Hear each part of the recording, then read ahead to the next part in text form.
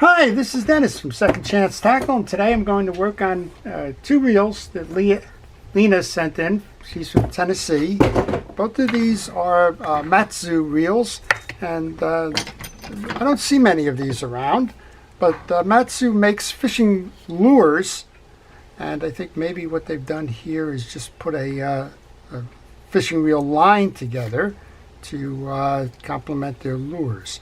But at any rate, both of these have bail problems, and I'm concerned that maybe we won't be able to fix these. This one, there's no spring action. This one, I call this the ballerina bail. Sometimes it flips and sometimes, well, it doesn't. So we're going to try and get underneath both of these. We'll show you a little bit about this reel. Let's do this reel. This one is a Matzuo 230 MT 230R, and well, it doesn't have a bail. So what I'm going to do is I'm going to take this reel apart. We'll remove that rotor because I like working on bails with the rotor off. And well, if anything else, if we can fix the rotor, then what we'll do is we'll continue to service the reel. But we'll give you a look inside. This has 2 ball bearings on it, and 2 ball bearings are usually on the main gear and the pinion gear, and it's adequate for a smaller reel like this. This is, as I mentioned, it's like a 20-30 size reel, and we'll see what's going on. If you have one of these, you'll learn how to service it. If you don't have one of these and you're curious about them, well, you'll kind of see how they're made.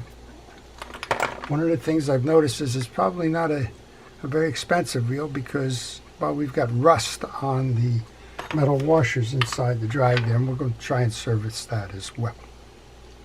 All right, so this reel concerns itself with freshwater fishing. I work on all kinds of reels, all kinds of fishing. And, well, if you like to see reels serviced, repaired, and made whole again, given a second chance, then I encourage you to subscribe to my channel. And if you do subscribe to my channel, please use the notification button. That'll let you know when I'm posting, and you'll be able to make a decision as to what you want to watch. Well, this one's got a loose rotor screw on it. It looks like it had a tie down at one point, but maybe that tie down screw came out. I'm not sure, and I'm not sure if we can find a replacement for that. But let's continue. We took the click ratchet and the spool adjuster off. We just took the nut off. This is a reverse threaded nut. That means it tightens when you turn it counterclockwise, and it loosens when you turn it in the traditional clockwise sense, which would normally be tightened. Well, that, we can take the rotor off. This is an earlier style type of a fishing reel. It does not have an instant anti-reverse. Rather, it has an anti-reverse with a dog and a claw. And if you turn your rotor over, you're going to see a whole host of saw teeth here. And that's where the beak of this anti-reverse is going to grab. And we do have that ball bearing down there. But before it makes sense to take any of the other stuff off, what we want to do is find out what kind of drive it is that's driving this. I'm pretty sure I can't get parts. If this is one of these coil springs with a carrier and a little arm, we're in trouble. If it's a spring where it has a kind of a curl to it, we got a chance of maybe substituting somebody else's. Well, here's our answer. We have a spring, and interestingly enough, it just looks like the spring has become dislodged. So let's show you how to reset that. I think we can do that, and then we'll continue on with servicing the reel. Well, if you have any questions on this, or any reel, if you leave them in the comment section, I do try to answer them. Some of the questions might be, what are you doing with all those parts you take off? Well, I put them into a parts tray. I use the bottom of a fast food container for that. And I recommend that you have a system for dealing with the parts when you take them off.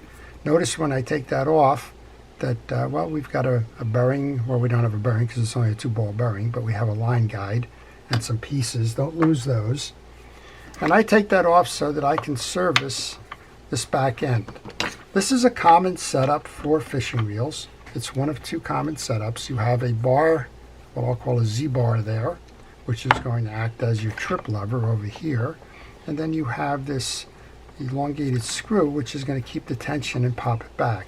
Somehow that spring came off, And well, we just want to reset that. So how do you reset that? There's a long and a short arm on it. The short arm goes into that hole right there. Now what you want to do is take the bail arm. There's a hole right here. So set that spring into the bail arm. I want to clear that little knob on that Z. Get it into the bail arm. And then push down and over like that. Once you do that, you can come back and grab the screw that came out of there.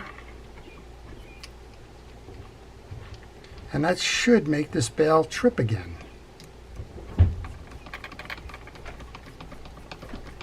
So I want to tighten that up. And let's see how that compresses now. Oh, that just shoots off. So what's happened here is that spring is broken. You can see it was broken there. And well, we're going to have to see if we can find the substitute spring in that case. Okay, well, I just went into my little container of surplus parts. I found a spring that's kind of sort of similar.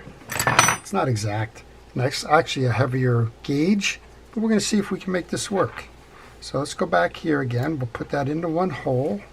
We'll try and get this outside the carrier here. Bring it up like that. Do the same thing. Find that hole in the bail arm, then push down and over. Well, seems like we might be able to make this one work. Let's see what goes on here. Take your screw here.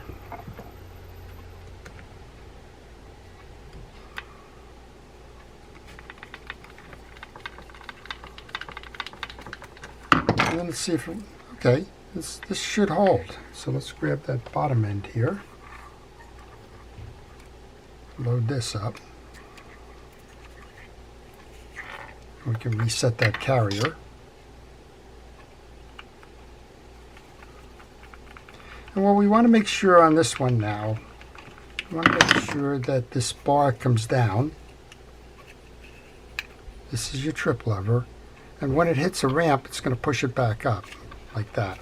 I think we're going to have some luck here. All right, we're going to grab the pieces for this line guide again.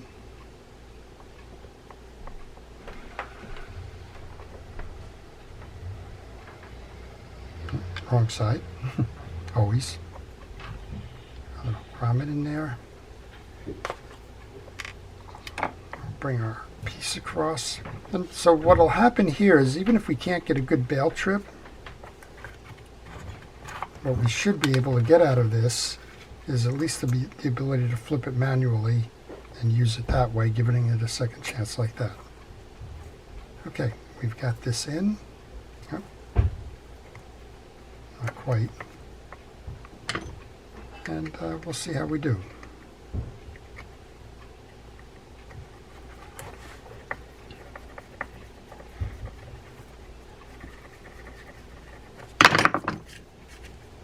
Well, it's not firing real hard. There's not a lot of tension there. I'm going to see if I can find another bail spring that might give us more tension on it, and we'll come back. Okay, so I went to a different box. I found a variety of these springs. As I said, it's a fairly common setup for these reels, spinning reels. It's one of two types, and I think I located one that it's not ideal yet. It's not an identical match, but it does seem to have some snap to it. So we're going to continue with this then. So next thing we want to do then is service the body of this reel. We have 4 screws that are holding on the gearing, and we have the up top part here. So this is a plastic kind of an eccentric that's going to run this anti-reverse dog in and out, and we can just remove that, put that into the parts tray for safekeeping. Let's take our 4 side plate screws off. And what we should see is the second ball bearing should be on the main gear. If it's not, it'll be a little bit of a mystery as to where they are. But we'll see what we can do here. So when you take these screws out, notice if there's any differences. I just noticed that the screw that I took out of the top there has a smaller head than the one that's in the main body here. Now, a lot of times these less expensive reels has inexpensive reels. They use steel screws, not stainless steel screws. That's one of the ways they save a couple of pennies. And well, if that's the case here, we lucky to get them out and that they haven't rusted. But if you're in a freshwater environment, not terrible. I think in Tennessee, I'm sure Lena's probably in a freshwater environment. But if you're out in the salt environment, it does make a difference. All right, this one I'm just going to set to the one corner of my parts tray, and the other three I'll keep together on another corner. And we should be able to remove the side plate at this point. And I would suspect what we'll see now is what I'll call pot metal gears inside. And those gears will be set for, yep, I'll call them pot metal gears. So the second ball bearing is in the case. It's making noise. I'm going to oil it. And a rather simple direct drive setup. You have the pinion gear, crosswind block, crosswind gear, main gear driven by the back end for the crosswind bushing on the back of this. All right, we're going to remove the axle shaft. This is kind of a straightforward design. And we can pull, once you remove that retainer screw, you can pull the axle shaft up and out. And these are steel screws because that one was just binding to my magnetic tip on my screwdriver. And these are not going into my parts tray. These are going to be cleaned, lubricated, and put right back in. But keep them out of the way. It's real easy on these things to make sure that, well, you're going to brush it aside, you'll knock it off, not paying attention, so on. There's two tie downs. This is a good place to tell you, take pictures along the way. If you're easily confused, if you're not paying attention, if you're not quite sure what you're doing, take the pictures. There'll be reference points, and those reference points will prove invaluable over time. I guess we have to take everything off on this reel. That's okay. So just take the pictures and keep the parts generally in the same area by sub-assembly. Of course, right now everything's sort of on my desk here, and that's the dangerous way to work. I thought I could get away with pulling that second screw out without removing the anti-reverse dog, but that's okay. All right, and again, you can see it's on a magnetic tip, so these are steel screws. Pull the pinion gear out. This is your ball bearing there. This is where it's easy to knock something around. I just pulled a paper towel out and reached for a tool. And if you're not paying attention, it's very easy to send those pieces on your table here missing. Use fishing reel grease. In this case, I'm using Penn Precision reel grease. Lather it up pretty good. I oil the bearings. I'll go ahead and put an oil back on that. And then we have the two screws that are tying this down. So let's go reinstall this. Make sure you get it into the carrier below. And then the only collars on these are those two screws. So let's put those back in. You know, the nice thing about a reel like this is it's a simple design. There's not a lot that can go wrong. And if it's a pond reel, like this one is essentially a pond reel, that's not going to catch your very big and fighting fish. It can survive with the design that it's got. It doesn't need to be a overpowering design on these reels in order to be successful. Okay. Put that back on now.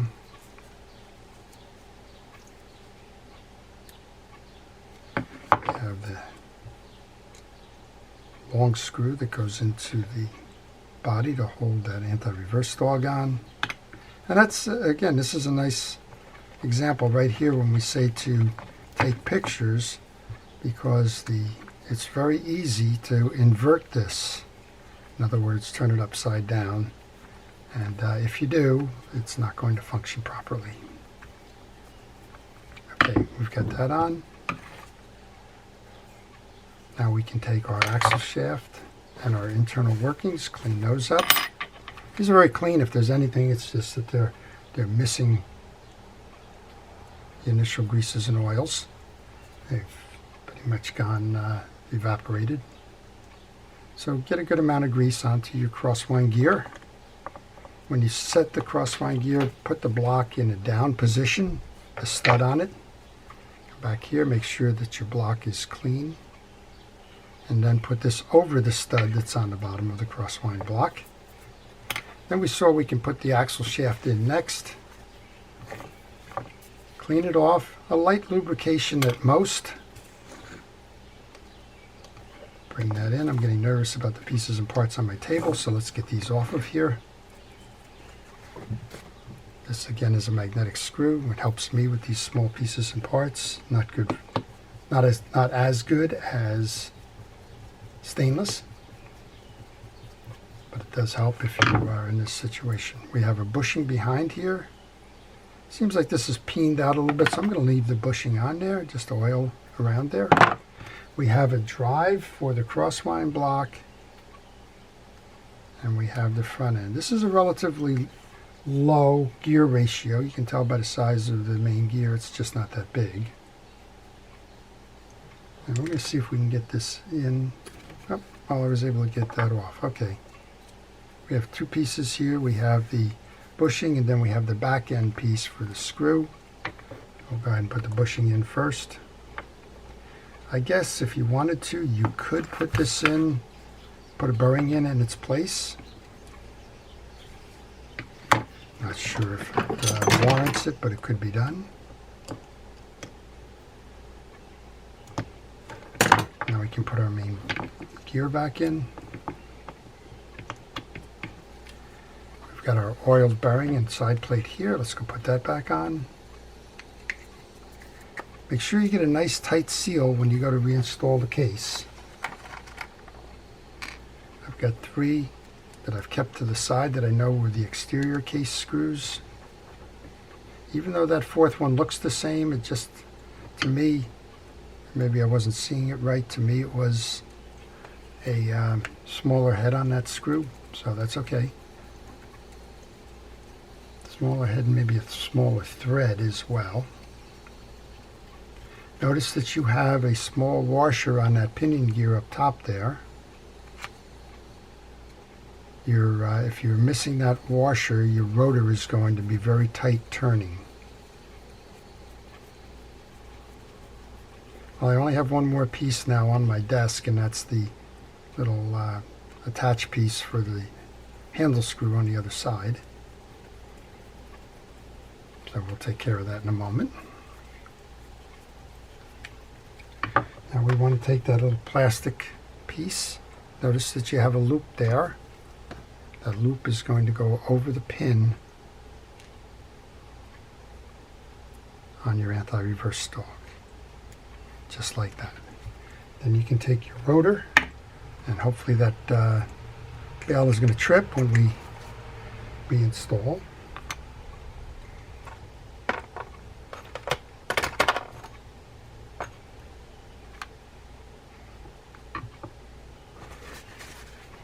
Oh, here it is.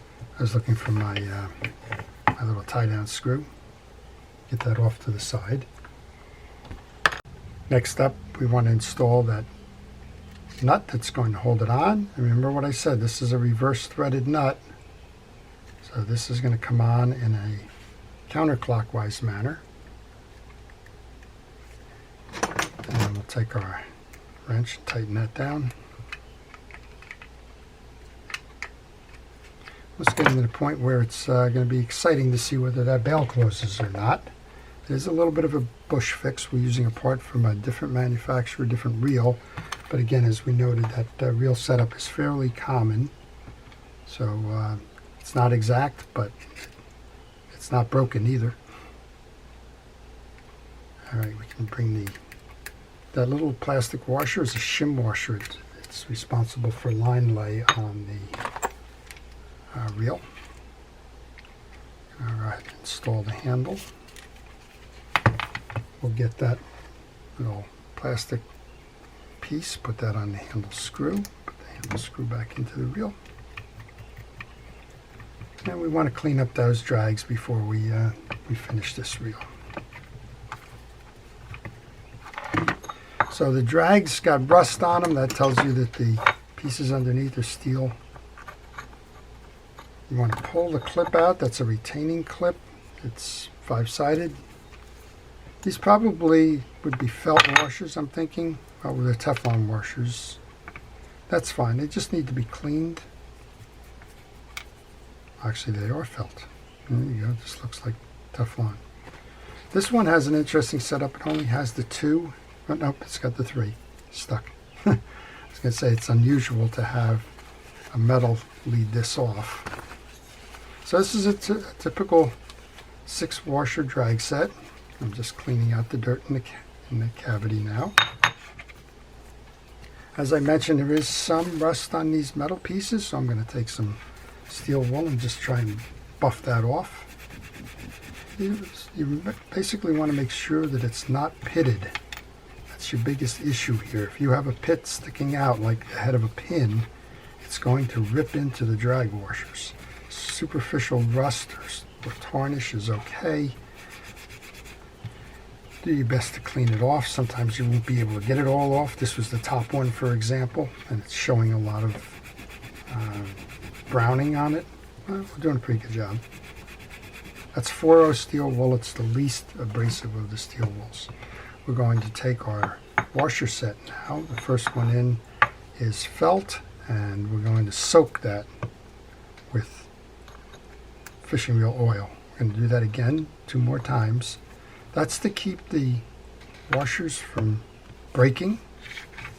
The middle washer is an eared washer. It's got points on both sides. The other ones are called keyed washers. This is your last of your drag washers. The last of the keyed washers of the 2. And then we can take that retaining clip, put that back in, set it, put it on the reel, and we're very close to testing to see, well, was it all worth it or not? Well, we know one thing. We know that there's tension on the bail wire now, so even if the bail doesn't flip, we do know that it will be able to be operated manually, which can keep the reel fishing. And if we have the automatic flip, even better. Let's give it a spin. Spinning nicely, a little noisy. That's probably the steel bearings in there. Let's go for broke here. Let's see if we can flip the bail. Look at that. We can flip the bail. Lena, you're in good stead there. Look at that. That substitute spring out of a Garcia reel works, even though this is a Matzuo reel. Well, so what have we learned here? We learned that even if it's an inexpensive reel, it deserves to be serviced, and if you keep it serviced, it's going to keep you fishing. We also learned that there is some variety of interchangeable parts. We saw that the spring on that Matzuo reel was broken, but, well, that's a common setup on these reels, in that there's a lot of reels that use this type of technology, particularly the older ones, and we were able to find one in my Garcia parts kit that fit the need. And even where we could, we even looked into, well, a bunch of assorted everybody's parts that came off of reels that their second chance is giving other reels second chances, right? So that's it. That's your Matzuo 230 R, and it's ready to go fishing again. I hope you've enjoyed the video. Thanks for watching. To our first responders and essential personnel, thank you for all it is that you do to keep us safe. Your efforts truly are appreciated. This is Dennis with Second Chance Tackle. Have a great day.